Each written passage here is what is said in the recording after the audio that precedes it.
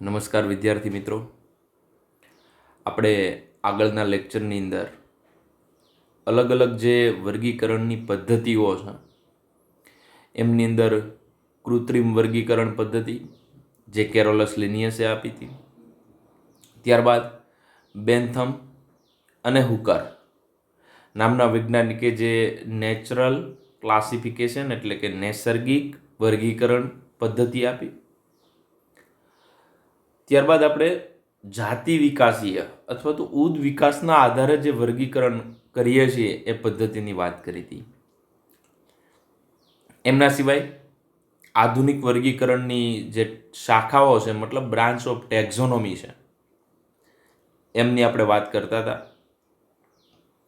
એમની અંદર કોષીય વર્ગીકરણ વિદ્યા, રસાયણ વર્ગીકરણ વિદ્યા, ન્યુમેરિકલ સંખ્યાકીય, તો આવા અલગ અલગ પ્રકારના જે ટેક્ઝોનોમીના જે પ્રકાર છે એમની આપણે ગઈકાલે વાત કરી હતી. આજે આપણે લીલ વિશે વાત કરવાની છે. લીલ તો તમે જોયો હશે, બરોબર છે, શેવાળ તરીકે ઓળખો છો, પરંતુ અહીંયા જે લીલ છે એ બધી જ લીલ સુકોષ કેન્દ્રીમાં સમાવેશ પામે છે. સુકોષ કેન્દ્રી એટલે કે કોષ કેન્દ્રની ફરતી બાજુએ કોષ કેન્દ્ર પટલ ધરાવે છે. સૌ પ્રથમ આલ્ગી અથવા લીલ, બરોબર છે, એ શબ્દ આપનાર લિનિયસ છે.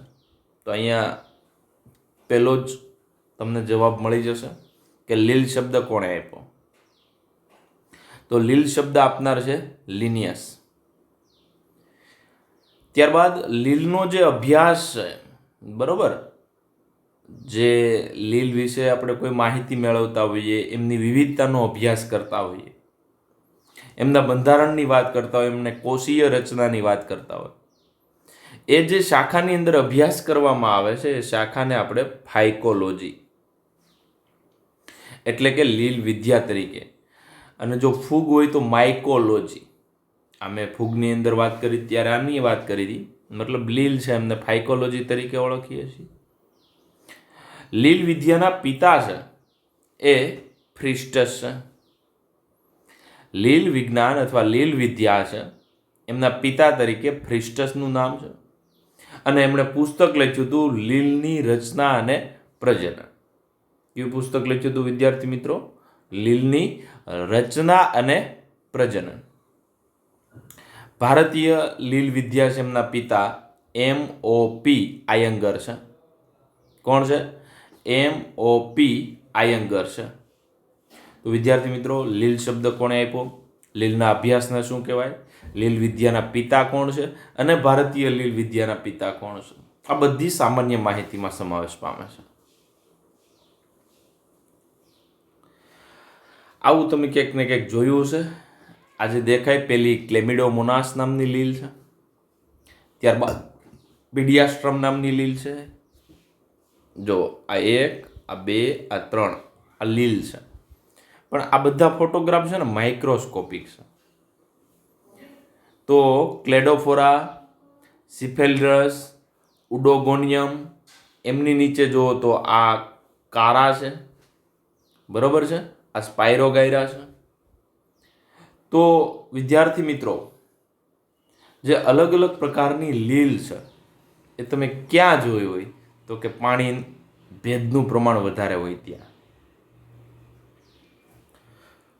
તો આટલી અલગ અલગ પ્રકારની લીલ છે, ક્લેમિડોમોનાસથી લઈ અને કારા સુધીની. તો એમની અંદર ક્લેમિડોમોનાસ, કારા, વોલ્વોક્સ આવી અલગ અલગ લીલ છે એ આપણે ડિટેલમાં અભ્યાસ કરશું. બસ આપણા માટે તો આ મહત્વનું છે. હવે આ ફક્ત ઉદાહરણ તમારે સમજવા માટે છે. અત્યારે જ્યારે જ્યારે આપણે જે તે લીલ ભણતા જ જશું એ તમને ખબર પડશે. પેલી આજે આખું બોક્સ બનાવું છું એ જે લીલ છે એ લીલી લીલ છે, કેમ કે લીલ છે એ 3 પ્રકારની છે: લીલી લીલ, બદામી લીલ અને લાલ લીલ. એના રંજક દ્રવ્યોના આધારે લીલી લીલ એટલે કે ક્લોરોફાઇસી, બરોબર છે. તો લીલી લીલ છે એમની અંદર આ જે પહેલી આકૃતિ દેખાય છે વોલવોક્સ. તો લીલી લીલનું પહેલું ઉદાહરણ યાદ રાખવાનું વોલવોક્સ. ક્લોરોફાઇસીનું પહેલું ઉદાહરણ વોલવોક્સ. જે વોલવોક્સ અહીંયા તમને દેખાય છે એ વસાહતી છે. વસાહતીનો મતલબ શું થાય છે? ટોળામાં રહી છે. કોની અંદર રહી છે? ટોળામાં, ગ્રુપમાં રહી છે. તો અહીંયા જે તમને આ બધા દેખાય છે એ રિયલમાં એક ટપકું લઉં ને એ એક કોષ છે. તો આવી રીતના ઘણા બધા ભેગા થઈ અને આખું જીવન બનાવે છે. તો એનું નામ શું થયું? વોલવોક્સ. એક કોષીય કોણ? ક્લેમિડોમોનાસ. તો અહીંયા જે તમને આ આકૃતિ દેખાય છે તો આ પેલું વોલવોક્સ, આ બાળ વસાહત એટલે અંદરની નવી બને છે અને આખી છે અને પિતૃ વસાહત તરીકે ઓળખાય. આ જે બે કશા ધરાવનારી જે આકૃતિ છે બરોબર વચ્ચેની એ ક્લેમિડોમોનાસ. કોણ છે? ક્લેમિડોમોનાસ. જે એક કોષીય છે. કેવી છે? એક કોષીય. તો તમને અત્યાર સુધીમાં લીલની બે વિશે ખબર પડી ગઈ. એક તો વસાહતી કોણ? તો કે વસાહતી વોલવોક્સ. એક કોષીય કોણ? તો કે ક્લેમિડોમોનાસ.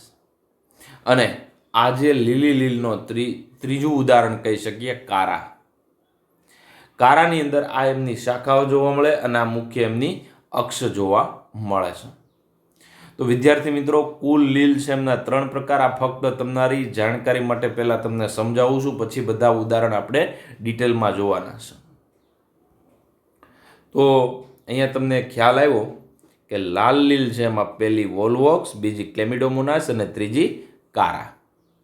હવે નીચે આપણે જોઈએ તો આ બદામી લીલ છે, બ્રાઉન આલ્ગી, બરોબર, ફિયોફાઇસી. તો આ જે બદામી લીલ છે એમના 3 ઉદાહરણ. પહેલું છે એ લેમિનારિયા, બીજું ફ્યુકસ અને ત્રીજું ડિક્ટિયોટા. બરોબર.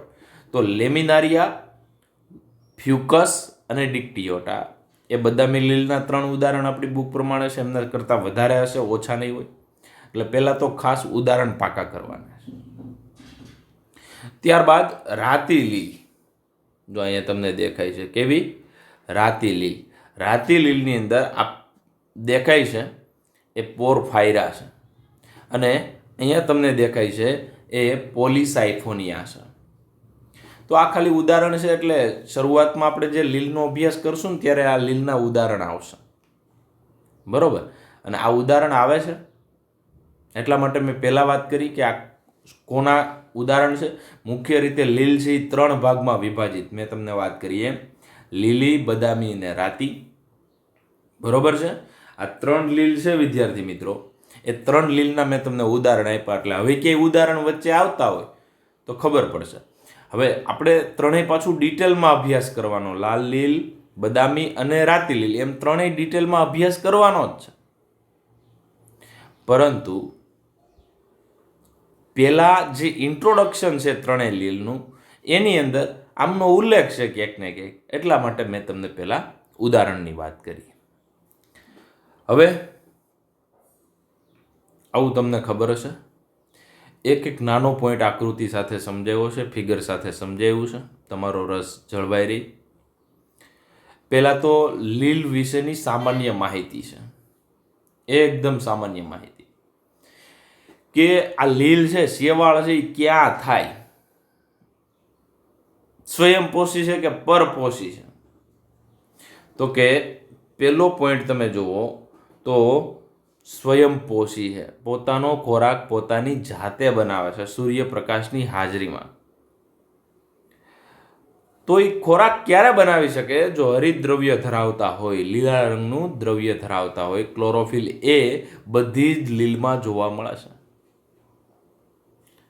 એમનું શરીર એટલે કે દેહ કેવો છે? સાદો છે. એના દેહને સુકાઈ તરીકે ઓળખવામાં આવે છે. લીલનું જે શરીર હોય, આપણે જે ક્લેમિડોમોનાસની આકૃતિ, તેના દેહને શું કહેવાય? સુકાઈ કહેવાય. એકદમ સાદા પ્રકારનો દેહ છે, આપણી જેમ જટિલ નથી. આપણો દેહ છે એકદમ જટિલ કહેવાય. તો પહેલો પોઈન્ટ લીલ માટેની સામાન્ય માહિતી. સામાન્ય માહિતીની અંદર પહેલો પોઈન્ટ સ્વયંપોષી, બરોબર. હરિતદ્રવ્ય ધરાવે છે એટલે સ્વયંપોષી છે અને દેહ છે સાદો છે. જેને સુકાઈ તરીકે ઓળખવામાં આવે. બીજું કે વસવાટ રહી છે ક્યાં? બીજો પોઈન્ટ, વસવાટ. લીલ ક્યાં જોવા મળે? તો કે મહદઅંશે જલજ. બરોબર, મહદઅંશે એટલે તમને ખબર પડે. મીઠા અને ખારા બંને પાણીમાં જોવા મળે છે. રાતો સમુદ્ર છે ને આખો, એ લાલ લીલના કારણે છે. આપણે બધી વાત કરશું ડિટેલમાં, પણ અત્યારે ખાલી વાત કરું છું કે અમુક તમને ખબર છે તળાવ છે આખું લીલું થઈ ગયું, એ કોના કારણે?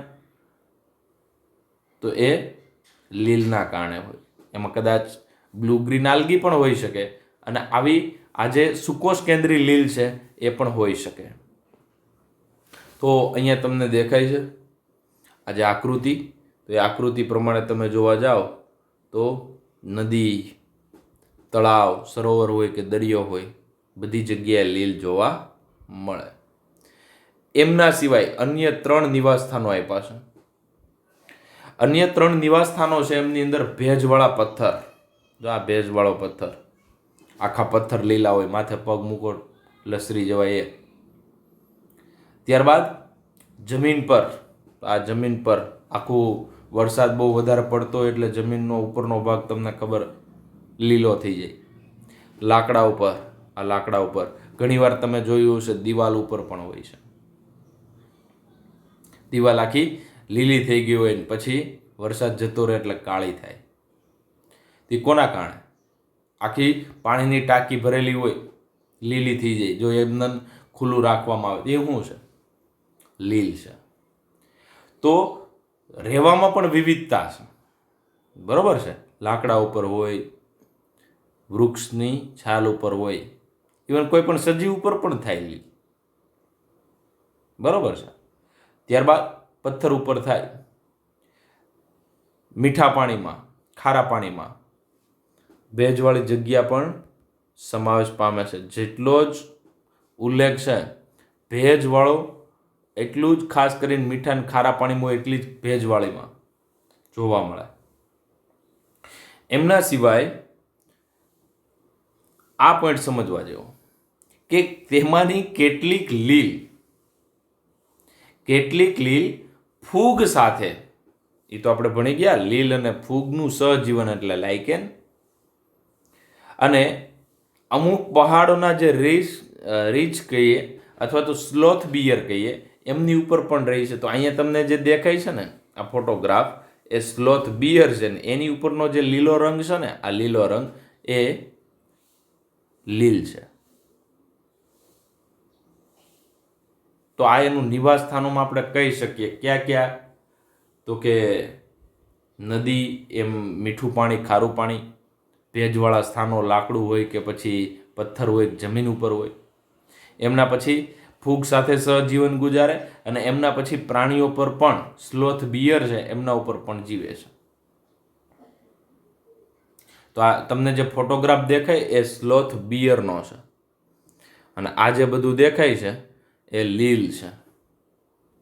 આ જે લીલો કલર છે એ લીલના કારણે છે. ત્યારબાદ લીલના સ્વરૂપ અને કદની વાત કરીએ તો લીલના સ્વરૂપ છે અને એમનું કદ છે એ ખૂબ પરિવર્તનશીલ છે. મેં હમણાં જ વાત કરી એમ કે એક કોષીય સ્વરૂપ, તો કે કોણ? ક્લેમિડોમોનાસ. તો અહીંયા જે તમને દેખાય છે, બરોબર, આ આકૃતિ, એ આકૃતિ કોની છે? ક્લેમિડોમોનાસની છે. એક કોષીય છે, જો કશા ધરાવે છે, ફ્લેજેલમ ધરાવે છે. બરોબર છે. અહીંયા તમને પાયરેનોઇડ દેખાય છે, એ ખોરાક સંગ્રહ કરે છે. એમના સિવાય સ્ટાર્ચ દેખાય છે, ખોરાક સંગ્રહ તરીકે સ્ટાર્ચ. મેં તમને પહેલાં પણ વાત કરી હતી, પ્રકાશ સંશ્લેષણ જે કરે છે ને એ ખોરાક સંગ્રહ તરીકે સ્ટાર્ચ ધરાવે છે. કોષ કેન્દ્ર ધરાવે છે, હરિત કણ ધરાવે છે. જો અહીંયા આખું જે આ લીલા કલરનો ભાગ છે એ હરિત કણ છે, કણાભસૂત્ર છે, ગોલ્ગીકાઈ છે. બરોબર છે. તો આ એક કોષીય, આ એક જ કોષ છે એ સંપૂર્ણ દેહ છે. તો એવી પણ લીલ છે કે જે એક કોષીય હોય. તો પેલું એક કોષીયનું ઉદાહરણ કોણ થયું? ક્લેમિડોમોના. હવે તમને એવું પૂછે કે વસાહતી કોણ? તો કે આ વસાહતી કોણ છે? વોલવોક્સ. વોલવોક્સ અહીંયા તમને જે આકૃતિમાં દેખાય છે એ અંદરના છે એ બાળ છે, બરોબર. આ દેખાય એ બધા બાળ છે અને આખું છે એ પિતૃ છે. તો આ એક ક્લેમિડોમોનાસ છે. તો અહીંયા તમને આ જે એક રાઉન્ડ દેખાય, બરોબર છે. તો અથવા તો હું એમ કહું કે આ એક રાઉન્ડ છે, તો એનું બંધારણ કોના જેવું છે? ક્લેમિડોમોનાસ જેવું છે. એ આપણે જોઈએ આગળ. તો અત્યારે તમારે એ યાદ રાખી લેવાનું લીલમાં કે એક કોષીય ક્લેમિડોમોનાસ અને વસાહતી વોલવોક્સ. ત્યારબાદ યુલોથ્રિક્સ અહીંયા તમને દેખાય છે. આ યુલોથ્રિક્સ, સ્પાઇરોગાયરા તંતુમય છે, એટલે આવી રીતના તાતણા સ્વરૂપે છે. તો એવી જિગ્નિમા, ઉડોગોનિયમ આવી જે કાંઈ લીલ છે એ તાતણા સ્વરૂપે, તંતુમય સ્વરૂપે જોવા મળે છે. તો તમારે 3 પ્રકાર થયા. પેલું એક કોષીય, બીજું વસાહતી અને ત્રીજી તંતુમય. તંતુમયમાં યુલોથ્રિક્સ અને સ્પાઇરોગાયરા. એ તમારી બુક પ્રમાણે યાદ રાખવાના ઉદાહરણ છે. એમના સિવાય વિદ્યાર્થી મિત્રો, જો હું તમને જે વાત કરતો હતો વોલવોક્સ કઈ રીતના બને. જો આ એક કોષીય હોય તો એ ક્યુ? ક્લેમિડોમોનાસ. પરંતુ આવા 4 કોષીય થાય તો ટેટ્રાબેનેસી. ત્યારબાદ 8 થી 16 વાળા હોય તો ગોનિયમ. અને કેટલા થાય? 500 કરતાં વધારે કોષો ભેગા થાય ત્યારે વોલવોક્સ બનાવે છે. તો રિયલમાં આ વોલવોક્સ છે એમના પૂર્વજો કોણ છે? ક્લેમિડોમોનાસ અથવા ક્લેમિડોમોનાસ જેવા સજીવો કહી શકીએ. તો કહેવાનો મતલબ આવું જો એક હોય ને તો આવું બંધારણ કોનું છે? ક્લેમિડોમોનાસનું છે. પરંતુ આવા 4 હોય તો ટેટ્રાબિના સોશિયાલિસ. ત્યારબાદ 8 થી 16 વાળા હોય તો ગોનિયમ પેક્ટોરલ કહેવાય, એમની અંદર જોવા મળે. પરંતુ ગ્રેટર ધેન 500 સેલ, જો આવા 500 કરતાં, આ બધું ઉદ વિકાસના કારણે આવું થઈ શકે છે. અને રિયલમાં આવી રીતના વોલવોક્સનું નિર્માણ થયું હોય ઉદ વિકાસમાં એવું માનવામાં આવે છે. તો આ ક્લેમિડોમોનાસ એક કોષીય, આ કેવા? વસાહતી વોલવોક્સ. એમના સિવાય તંતુમય લીલ છે, એમાં શાખિત હોય, આવી રીતના તંતુ હોય ને એમાં આવી રીતના શાખા પડતી હોય તો એવું ક્લેડોફોરા. તંતુ હોય પરંતુ આ કોઈ શાખા ન પડતી હોય તો અશાખિત તરીકે સ્પાઇરોગાયરાનો સમાવેશ થાય છે. તો તંતુમય લીલ 2 પ્રકારની, શાખિત અને અશાખિત. શાખિત છે એમની અંદર ક્લેડોફોરા, અશાખિત છે એમની અંદર સ્પાઇરોગાયરા છે. તો અહીંયા તમને બંને આકૃતિ, ક્લેડોફોરા બરોબર છે, અહીંયા તમને સ્પાઇરોગાયરા જે તંતુ તરીકે ઓળખાય છે. શાખિત નથી, મતલબ અશાખિત છે. એમના સિવાય અમુક તમે Discovery, national geography, animal planet આવું કંઈ જોતા હો, એમાં પણ થોડીક દરિયાઈ લીલ છે. એમના સ્વરૂપો છે એ દરિયાઈ ઘાસ તરીકે હોય છે અને મોટું વિરાટ વનસ્પતિ દેહ બનાવે છે. તો આ તમને જે દેખાય છે એ દરિયાઈ ઘાસ, એ એક પ્રકારની લીલ છે. તો આ પણ તમને દેખાય દરિયાઈ ઘાસ આવા પ્રકારનું હોય, જે એક પ્રકારનું શું બનાવે છે? વિરાટ, એટલે કે વિશાળ રીતે પથરાયેલું હોય છે. તો એક પ્રકારની આવી રીતના પણ લીલ જોવા મળે છે.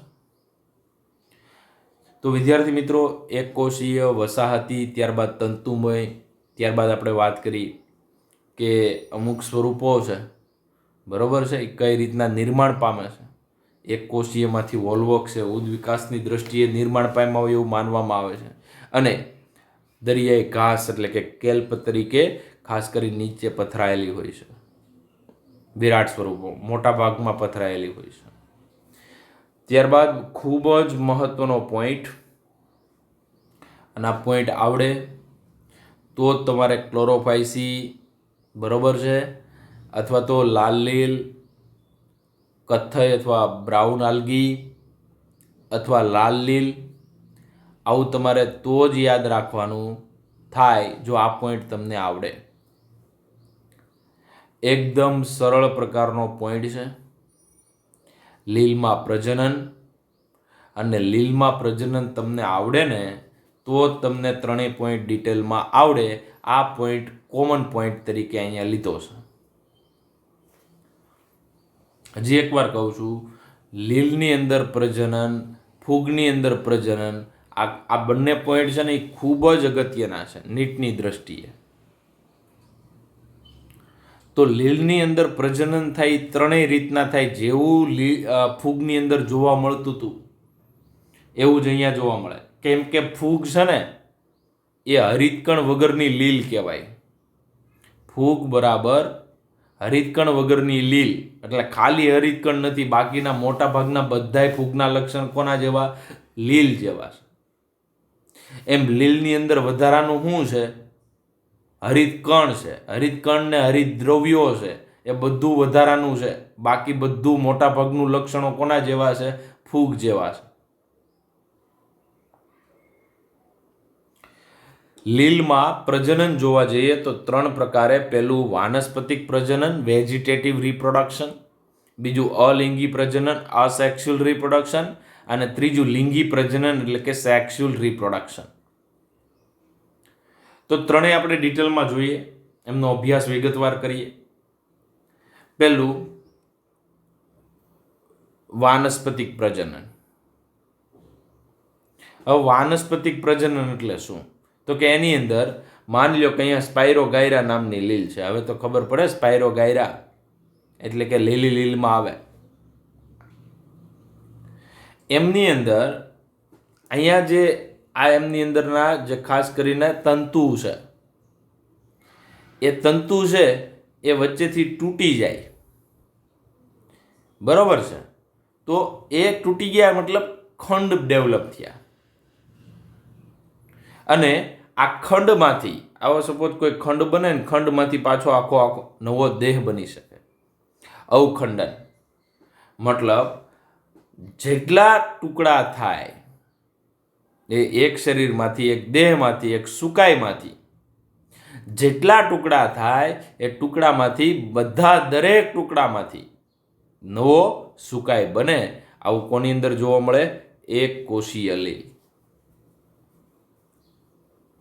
અવખંડન દર્શાવે. એમના સિવાય દ્વિભાજન એ વાનસ્પતિક પ્રજનનનો બીજો પ્રકાર છે. તંતુમય લીલ છે. એ તંતુમય લીલ એકમાંથી બે ભાગમાં વહેંચાય છે, જેને આપણે દ્વિભાજન તરીકે ઓળખીએ છીએ. તો દ્વિભાજન તમને ખબર, પરંતુ અહીંયા તમારે ખાસ યાદ રાખવાનું છે અવખંડન. આ ઉદાહરણ તમારી બુકમાં છે નહીં. તો અવખંડન છે એ અવખંડન મેં તમને વાત કરી એમ જેમ પ્લેનેરિયામાં જોવા મળે એવું જ લીલમાં પણ જોવા મળે. પ્લેનેરિયામાં કેમ આપણે 10 કટકા કરી નાખીએ, 10 પ્લેનેરિયા નવા બની શકે, એમ અહીંયા પણ વિદ્યાર્થી મિત્રો જે લીલ છે એ લીલની અંદર પણ અવખંડન જોવા મળે, જે વાનસ્પતિક પ્રજનન કહી શકાય. હવે સમજવા જેવું અલિંગી પ્રજનન એક જ પોઈન્ટ છે, પરંતુ સમજવા જેવો છે, ખૂબ મહત્વનો છે. હવે માની લો કે આજે આકૃતિ તમને સમજાય તો ઘણું બધું સમજાશે. ક્લેમિડોમોનાસની વાત છે. આ માની લો કે ક્લેમિડોમોનાસનો દેહ છે, એમનો સુકાય છે, શરીર છે. બરોબર? હવે એમાં પહેલાં શું કરી નાખે? કશા કાઢી નાખી. ફ્લેજેલા વિડ્રો મતલબ કશા દૂર કરી નાખે. કશા દૂર કરે ત્યારે જે અંદરનું કોષ કેન્દ્ર છે એમનું વિભાજન કરે. ટૂંકમાં વિભાજન એ પણ અર્ધીકરણની રીતે કરે. અને અંદર તમે જો તો પેલા 1 હતા, 1ના અહીંયા કેટલા થયા 2, 2ના કેટલા થયા 4, 4ની અંદર પાછા અગેન અંદર 4 છે 12 નીકળે છે. તો અહીંયા તમે જોશો ને તો 4 બીજાણુ આવ્યા 12. મતલબ આ એક કોષ છે, એક કોષનું શું થયું? અર્ધીકરણ થયું. બરાબર. એટલે રિયલમાં અહીંયા એક જ કોષ કેન્દ્ર હશે, અહીંયા 2 હશે, અહીંયા કેટલા 4, અને આ 4માંથી 4 બીજાણુ બન્યા. હવે આ 4 બીજાણુ છે ને એ ચલિત પ્રકારના છે. કેવા પ્રકારના છે? ચલિત. શા માટે ચલિત? જો આ બીજાણુ છે તો આજે તમને અહીંયા દેખાય, બરોબર, આજે અહીંયા એક ટપકા 4 ટપકા છે, આ 1 2 3 ને 4, એ ચારે બીજાણુ છે. એક બીજાણુમાંથી એક દેહ બને, આ પુખ્ત થઈ ગયો. તો આવી રીતના આ જે બીજાણુ છે એ કેવા પ્રકારના છે? ચલિત પ્રકારના. ચલિત એટલે કશા ધરાવે છે, એને અંગ્રેજીમાં ઝૂસ્પોર કહેવાય. શું કહેવાય? ઝૂસ્પોર. મતલબ ચલિત બીજાણુ ધરાવે છે. તો અહીંયા એ જ બાબત છે લખેલી છે કે અલિંગી પ્રજનન વિવિધ પ્રકારના બીજાણુઓના સર્જનથી થાય. જેવું લીલ ફૂગની અંદર જોવા મળતું હતું, કોન્ડિડિયોસ્પોર હતા, યાદ કરો, અલિંગી બીજાણુ. એમ અહીંયા જે બીજાણુ જોવા મળે ફક્ત ક્યાં જોવા મળે? મુખ્યત્વે ક્યાં જોવા મળે છે? ચલ બીજાણુ. અને ચલ મતલબ ચલિત. ચલિત એટલે ચાલતા હોય. ચાલે ક્યારે? એમની પાસે કશા હોય ત્યારે. અને આ નવા બીજાણુ બનાવે અને બીજાણુમાંથી આખો પાછો દેહ બનાવવાની ક્ષમતા ધરાવે, એ લીલ. તો અહીંયા એક વસ્તુ યાદ રાખવાની, એક વાનસ્પતિક દેહ હોય તો વધુમાં વધુ કેટલા? 4 બીજાણુ બનાવે છે. જે કઈ ક્રિયા દ્વારા? અર્ધીકરણની ક્રિયા દ્વારા. અને અર્ધીકરણની ક્રિયા દ્વારા એકમાંથી 4 બીજાણુ બનશે અને ચારેયમાંથી નવા દેહ બનવાની ક્ષમતા ધરાવે છે. ત્યારબાદ ત્રીજો પ્રકાર, લિંગી પ્રજનન. હવે લિંગી પ્રજનન એટલે શું? તો કે લિંગીનો મતલબ એવો થાય કે 2 જન્યુ ભેગા થાય તો જ એને લિંગી પ્રજનન કહેવાય. માની લો કે 2 જન્યુઓના જોડાણ દ્વારા જે પ્રજનન થાય એને લિંગી પ્રજનન કહેવાય. એમાં આગળ આપણે ફૂગમાં ભણ્યા એ જ પ્રમાણે સમજન્યુજનક. 2 હરખા હોય અને એ 2 ભેગા થઈ નવા દેહનું સર્જન કરે તો સમજન્યુજનક. અને 2 અલગ હોય તો વિષમજન્યુજનક અથવા અસમજન્યુજનક. તો આપણે પેલું ઉદાહરણ જોઈએ કે લિંગી પ્રજનન છે. લિંગી પ્રજનન એમાં 3 પ્રકાર છે મુખ્યત્વે: સમજન્યુજનક, અસમજન્યુજનક અને અંડજન્યુજનક. આ લીલ અને ફૂગ બંને માટે લાગુ પડે. પણ અહીંયા ઉદાહરણ આપણે લીલના યાદ રાખવાના, ફૂગની અંદર ફૂગના યાદ રાખવાના. તો અહીંયા તમે જોઈ શકો કે માની લો કે આ 2 બીજાણુ છે, આ એક બીજાણુ, આ બીજું બીજાણુ, 2 કેવા છે? હરખા છે. બરોબર. અથવા તો અહીંયા તમને દેખાય આ એક બીજાણુ, બીજું બીજાણુ, 2 બીજાણુ 2 હરખા ભેગા થાય, એમાંથી ફલન થયું, એમાંથી આખો દેહ બનાવ્યો, તો એને શું કહેવાય? જો સમાન પ્રકારના ભેગા થતા હોય તો એને કહેવાય સમજન્યુજનક. દાખલા તરીકે ક્લેમિડોમોનાસ. તો ક્લેમિડોમોનાસ અલિંગી પ્રજનન પણ દર્શાવે. બરોબર. એટલે એક બીજાણુમાંથી આખો દેહ બનાવે ને 2 બીજાણુ ભેગા થાય ને તો એ લિંગી પ્રજનન પણ કરે. તો 2, કેમ કે ક્લેમિડોમોનાસ એમની અંદર 2 કશા વાત થઈ ગઈ પહેલી જ. તો ક્લેમિડોમોનાસ 2 કશા ધરાવે. 2 કશા એટલે કશાધારી ચલિત થયા અને કદમાં પણ એક સરખા. બરોબર.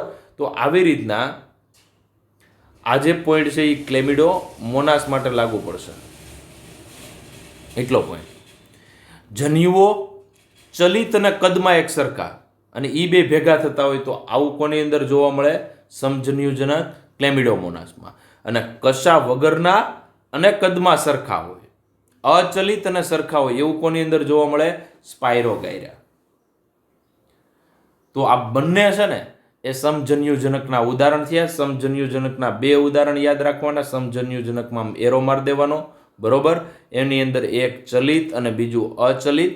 ચલિત અને કદમાં સરખા હોય એવું કોણ? ક્લેમિડોમોનાસ. અને અચલિત હોય અને કદમાં એક સરખા હોય એવું કોણ? સ્પાયરોગાયરા. અને આ બંને ભેગા થઈ અને લિંગી પ્રજનન કરતા હોય, નવી સંતતિ ઉત્પન્ન કરતા હોય તો એને સમજન્યુજનક એટલે કે આઇસોગેમસ અથવા આઇસોગેમી તરીકે ઓળખાય. તો આ બંને ઉદાહરણ કોના જોઈ શકો? જો આ તમને સરળતાથી સમજાય એવું. આ બે કદમાં કેવા છે? સરખા છે. પ્લસ અને માઇનસ નર અને માદા દર્શાવે છે અથવા વિરુદ્ધ જાતિ દર્શાવે છે. બરોબર છે. તો આ ક્લેમિડોમોનાસમાં બે કેવા છે? જો અહીંયા કશા છે. કશા છે એટલે કેવા? ચલિત. અને બેને જુઓ તો કદમાં સરખા છે. તો કદમાં સરખા અને ચલિત હોય તો એવું ક્લેમિડોમોનાસ, અને કદમાં સરખા અને અચલિત મતલબ કશા ગેરહાજર હોય એવું કોની અંદર જોવા મળે? સ્પાયરોગાયરા. અને આ બે ભેગા થાય ને, આ બે ભેગા થાય એમાંથી નવી સંતતિનું નિર્માણ કરે છે. એટલા માટે આને કોના તરીકે ઓળખીએ છીએ આપણે? લિંગી પ્રજનન તરીકે. સમાનજન્યુ છે એટલે સમજન્યુક. આઇસોગેમસ. ગેમેટ કેવા છે? સમાન છે. આઇસોગેમી. એમના સિવાય વિદ્યાર્થી મિત્રો બીજું અસમજન્યુજનક. અસમજન્યુજનક એટલે ભલે બે ચલિત હોય, જો બે પાસે કશા છે, ભલે બે ચલિત હોય, એક મોટો છે એક નાનો છે, મતલબ બે સરખા નથી, અસમાન, એટલે અસમજન્યુજનક. એનિસોગેમી. અંગ્રેજી શબ્દ યાદ રાખજો, એનિસોગેમી. બરોબર છે. તો ક્લેમિડોમોનાસની કેટલીક જાતિઓમાં, જો ક્લેમિડોમોનાસમાં આગળનું જોયું સમજન્યુજનક, પરંતુ ક્લેમિડોમોનાસની કેટલીક જાતિઓમાં આવું જોવા મળે છે. કદમાં કેવા? અસમાન, સરખા ન હોય એવા. એટલે કદમાં જ ખાલી કેવા છે? અસમાન. બરોબર. એટલે આ કદ મોટું છે, આ કદ નાનું છે, એને શું કહેવાય? એનિસોગેમી કહેવાય. તો આ બે ભેગા થતા હોય તો એમના માટે કયો શબ્દ વપરાય છે? અસમજન્યુજનક. કયો શબ્દ વપરાય? અસમજન્યુજનક. એમના પછી ત્રીજું. બરોબર છે. તો અહીંયા ત્રીજો પ્રકાર છે એ અહીંયા અસમજન્યુજનક નથી. બરોબર છે. અંડજન્યુજનક છે. શું નામ છે? અંડજન્યુજનક. અંડજન્યુજનકનો મતલબ શું થાય? તો અહીંયા લેજો અંડજન્યુજનક. ઉગેમસ. એટલે ઉગેમસ એટલે અંડજન્યુનો મતલબ શું થાય? બરોબર. અંડજન્યુ એટલે અંડકોશ કેવો હોય? મોટો હોય અને ચાલે નહીં. આપણા કેસની અંદર વાત કરીએ અને ખાસ કરીને વનસ્પતિ કેસમાં પણ હાલે. તો મનુષ્યમાં તમે જુઓ, પ્રાણીઓમાં જુઓ તો અંડકોશ મોટો હોય અને અચલિત હોય, જ્યારે શુક્રકોશ નાનો અને ચલિત હોય. તો જો આવા પ્રકારનું હોય ને તો શબ્દ બહુ ક્લિયર થયો. આ કયો એક એટલે કોનામાંથી આવશે? માદા કોષમાંથી. માદા કોષ કેવો છે? અચલિત અને મોટો. નર કોષ છે એ કેવો છે? નાનો અને ચલિત. આ બે જો ભેગા થતા હોય તો એને શું કહેવાય વિદ્યાર્થી મિત્રો? અંડજન્યુજનક. એના ઉદાહરણમાં વોલ્વોક્સ અને ફ્યુકસ. તો આજે ખાસ યાદ રાખજો, આ જે એગ છે એ બરોબર છે પ્લસમાં આવશે, બરોબર, અને માદા છે આવી રીતના. આ સ્પર્મ છે અને આ માદા. તો મોટો અને અચલિત કોષ કોણ? તો કે આ મોટો છે અને અચલિત છે, મતલબ કશા નથી. આ નાનો અને ચલિત હોય તો આને ઉગેમી કહેવાય. તો અસમજન્યુજનક અને અંડજન્યુજનક બંને વચ્ચેનો તફાવત શું? ઓલામાં એક કોષ મોટો હોય ને બીજો નાનો હોય તો અસમજન્યુજનક. પણ અહીંયા બહુ ફિક્સ કન્ડિશન છે. કોષ મોટો અને અચલિત હોય, એમાં પણ એ માદા હોય, અને નર કોષ છે ને એ વિદ્યાર્થી મિત્રો કેવો હોય? નાનો અને ચલિત હોય. જો આવી પરિસ્થિતિ હોય ને તો આને અંડજન્યુજનક એટલે કે ઉગેમી પ્રકારનું લિંગી પ્રજનન કહેવાય. તો આવું વોલ્વોક્સ અને ફ્યુકસમાં જોવા મળે. તો ત્રણેયના ઉદાહરણ ક્લેમિડોમોનાસ, સ્પાયરોગાયરા પહેલા વાત કરી, એ ખાસ કરીને સમજન્યુજનક, ત્યારબાદ અસમજન્યુજનક, ક્લેમિડોમોનાસની કેટલીક જાતિઓ, અને ત્યારબાદ વોલ્વોક્સ અને ફ્યુકસ એમની અંદર અંડ જન્યુજનક પ્રકારનું લિંગી પ્રજનન છે એ જોવા મળે.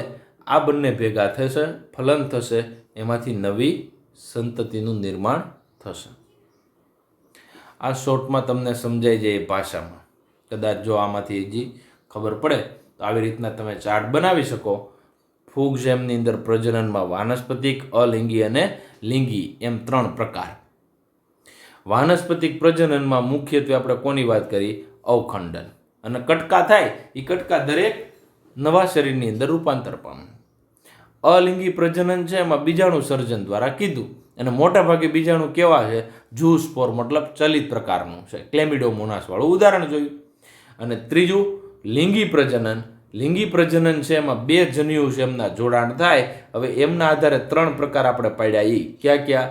આ સમજન્યુજનક, કદમાં એક સરખા હોય, કશાધારી અને ચલિત જન્યુ ભેગા થતું હોય તો ક્લેમિડોમોનાસ, કશા વિહીન અને અચલિત, કશા વગરના છે એટલે તો અચલિત છે, એવા 2 ભેગા થતું હોય તો સ્પાઇરોગાઇટ. વિષમજન્યુજનક, કદમાં અસમાન જન્યુઓ, એક મોટો છે ને ચલિત છે, એક નાનો છે ને ચલિત છે, એવી રીતના 2 ભેગા થતા હોય તો વિષમજન્યુજનક. તો એના ઉદાહરણમાં ક્લેમિડોમોનાસની કેટલીક જાતિઓ. અને ત્રીજું છે અંડજન્યુજનક પ્રકારનું, એટલે કે માદા જન્યુ કેવો છે? બરોબર છે, મોટો અને અચલિત. નાનો અને ચલિત હોય એવો નરજન્યુ. તો આવું વોલ્વોક્સ અને ફ્યુકસ આવી રીતના શોર્ટમાં પણ તમે ચાર્ટ બનાવીને યાદ રાખી શકો છો. ત્યારબાદ એક્સ્ટ્રા પોઈન્ટ છે કારા લીલની અંદર. બરોબર, જે લીલી લીલ છે એમનો એક પ્રકાર છે કારા લીલ. તો આ કારા લીલ છે એ સ્ટોન વર્ડ તરીકે ઓળખવામાં આવે છે. તો એમની અંદર અહીંયા તમને એક નાનો એવો ટુકડો, મતલબ આ જે એક ટપકું દેખાય છે, એક ટપકું લીધેલું છે ત્યાંનો ભાગ, ત્યાં નર અંગ તરીકે, બરોબર, આ ગ્લોબ્યુલ એટલે આ જે ગોળાકાર જે ભાગ છે ને, આ ભાગ એ એન્થેરિડિયમ છે, નર અંગ છે, ચલ્પુજન્યુધાની એવું કહેવાય. અને આ ઉગોનિયમ, આ જે એકલો ભાગ છે એ માદા જન્યુધાની, મતલબ એનો આકાર તમે જો, આ અંડાકાર છે, આ ગોળાકાર છે. તો આવી કારા નામની જે લીલી લીલ છે એમની અંદર નર અને માદા 2 અલગ અલગ અંગો જોવા મળે છે, અને એમના દ્વારા લિંગી પ્રજનન કરે છે. તો આ એક અપવાદ છે, કેમ કે આપણા બુકની અંદર આ આકૃતિ આપેલી છે, અને આ આકૃતિ છે એટલે અહીંયા એક ટપકું છે એનું આ પોર્શન દેખાડ્યું છે. નર અંગ અને માદા અંગ છે એ જોવા મળે. અને આમનો ઉલ્લેખ છે ને, આ જે બાબતની વાત કરું છું એ સ્ટાન્ડર્ડ નંબર 12 એમની અંદર આમનો ઉલ્લેખ છે, ચેપ્ટર નંબર 1. બરોબર છે, એટલે જ્યારે પણ આવે ત્યારે યાદ રાખજો. હવે વધારાની એક ઇન્ફોર્મેશન આપું છું કે લિંગી પ્રજનનના પ્રકારો: આઇસોગેમસ એટલે સમજન્યુજનક, એનિસોગેમસ એટલે અસમજન્યુજનક, ઉગેમસ એટલે અંડજન્યુજનક. અને સામે એના ઉદાહરણ છે, બરોબર, ક્લેમિડોમોનાસ, યુલોથ્રિક્સ, એક્ટોકાર્પસ, સ્પાઇરોગાયરા અને ક્લેડોફોરા. તો આ જે ઉપરનો ભાગ તમને દેખાય છે એ સમજન્યુજનકના ઉદાહરણ છે. ત્યારબાદ આ વચ્ચે જે પીળા કલરનો ભાગ છે એ અસમજન્યુજનક, એટલે કે એનિસોગેમસ. ક્લેમિડોમોનાસની જાતિ હતું, એનું નામ છે ક્લેમિડોમોનાસ બ્રોની. જ્યારે અંડજન્યુજનક કોની અંદર જોવા મળે છે? તો કે વોલ્વોક્સ અને ફ્યુકસ તો છે જ, એમના સિવાય ક્લેમિડોમોનાસ કેકીફેરા, સરગાસમ અને કારા. તો વિદ્યાર્થી મિત્રો, આ એમના ઉદાહરણ નીટ માટે છે. પછી લીલનું આર્થિક મહત્વ, સામાન્ય માહિતી છે. લીલ ફાયદો શું કરે?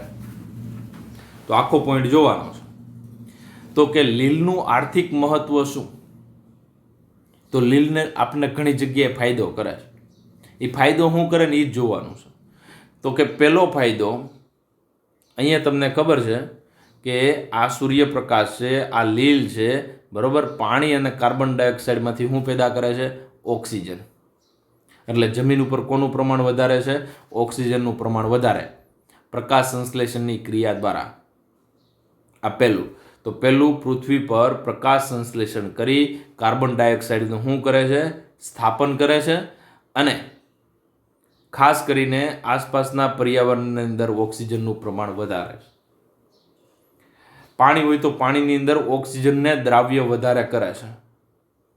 એમના સિવાય પ્રકાશ સંશ્લેષણ દ્વારા એમના કદમાં વધારો કરે છે, જેમની અંદર સ્ટાર્ચ, ચરબી, સેલ્યુલોઝ વગેરે ભેગું કરે છે, જે આપણે વાપરી શકીએ. તો એ મહત્વ થયું. આ પહેલું મહત્વ થયું. ત્યારબાદ તમને ખબર છે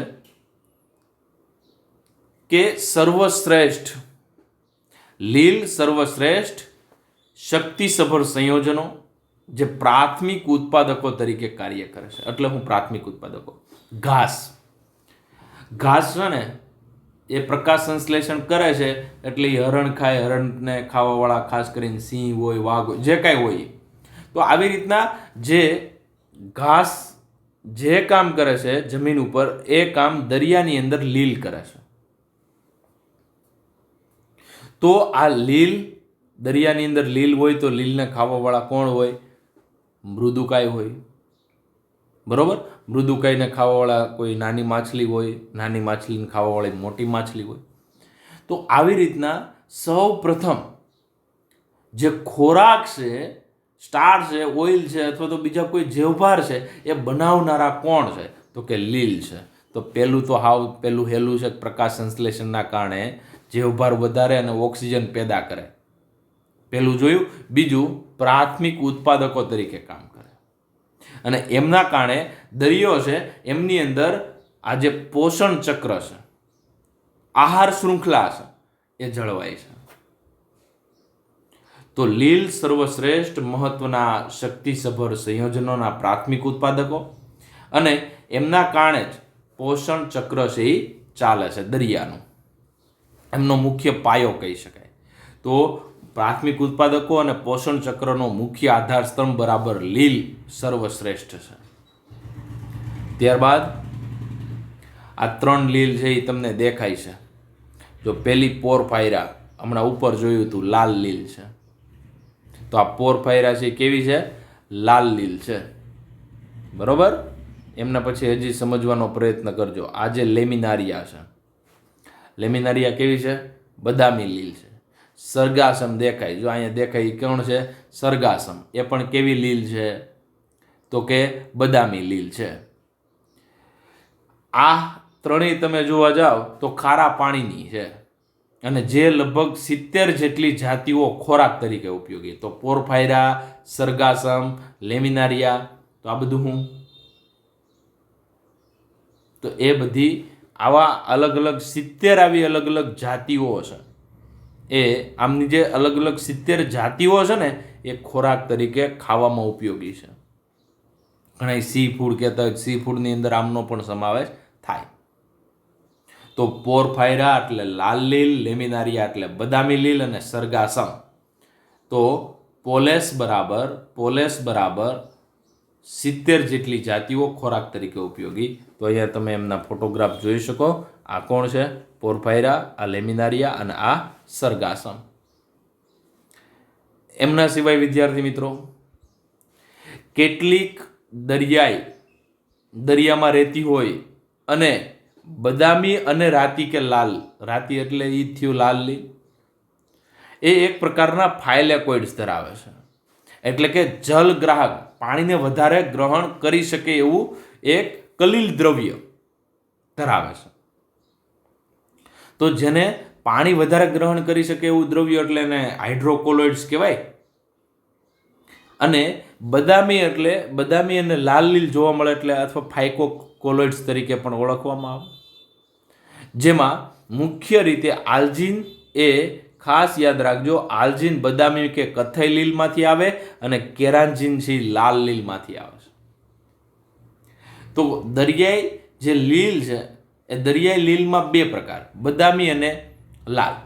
બદામી છે એમાં ઉદાહરણ તરીકે તો કે એ શું પેદા કરે છે? તો કે આલ્જીન પેદા કરે છે. અને લાલ લીલ શું પેદા કરે છે? કેરાન્જીન. તો આ બંને છે, કેરાન્જીન અને આલ્જીન, બંને હાઇડ્રોકોલોઇડ છે. હાઇડ્રોકોલોઇડ એટલે પાણીને, જલ છે એમને ખાસ કરીને ગ્રહણ કરતો પદાર્થ. તો આનો ઉપયોગ ક્યાં થાય છે? તો કે આવા જે કલીલ પદાર્થો છે એ ખાસ કરીને ટૂથપેસ્ટ હોય, ચોકલેટ હોય, આઈસ્ક્રીમ હોય, યોગર્ટ હોય, સૂપ હોય, તો આવી જે કોઈ પણ વસ્તુ છે, જેલી છે, એ બધાની અંદર ખાસ કરીને કોનો ઉપયોગ થાય? તો કે અહીંયા તમને લખ્યું છે આલ્જીન બ્રાઉન આલ્ગીમાંથી, કેરાન્ચિનમ રેડ આલ્ગીમાંથી મળે છે. તો આવા દ્રવ્યો પણ મળે છે જે વ્યવસાયિક રીતે ઉપયોગી છે. એમના સિવાય અગાર એ રસાયણ છે, ફાઇલોકોઇડ મટીરિયલ પણ કહી શકો, અથવા તો એને હાઇડ્રોકોલોઇડ મટીરિયલ તરીકે પણ ઓળખી શકો. તો અગાર છે, અહીંયા તમને એક જાત દેખાય ગેલિડિયમ, અને આ છે ગ્રેસિલારિયા. ધોરણ 12 માટે પણ ઇમ્પોર્ટન્ટ છે. તો અગાર એ જેલિડિયમ, એટલે આ જે લાલ લીલ છે એમનું નામ છે, આ અગાર છે ને લાલ લીલમાંથી જ મળે છે. તો અગાર એ જેલિડિયમ અને ગ્રેસિલારિયામાંથી મળતું એક વ્યવસાયિક ઉત્પાદન છે જે સૂક્ષ્મ જીવાણુની વૃદ્ધિ, આઈસ્ક્રીમ અને જેલીની બનાવટ, તમને દેખાડું કઈ રીતના. તો અગાર પહેલા ક્યાંથી મળે? ગ્રેસિલારિયા અને ગેલિડિયમ. નીટમાં પ્રશ્ન પૂછાયેલા છે વારંવાર. તો ઉપર યાદ રાખજો, કેરાન્ચિનમ કોની અંદરથી મળે? આલ્જીન કોની અંદરથી મળે? ત્યારબાદ આજે જેલી તમે આવી જોઈ હશે. તો આ જે જેલી છે ને, એ જેલી એ ખાસ કરીને અગાર છે, બરોબર, જે ગેલિડિયમ અને ગ્રેસિલારિયામાંથી મળે. ત્યારબાદ આ બેક્ટેરિયા માટે જે પેટ્રી ડીશ છે એમની અંદર આ માધ્યમ તરીકે અંદર ખાસ કરીને આ જે અંદર ભરેલો ભાગ છે, અંદરનો ભાગ છે, એ અગાર છે, બરોબર. અને એની ઉપર આજે તમને વસાહત દેખાય છે, બેક્ટેરિયાની કોલોની કહી શકાય.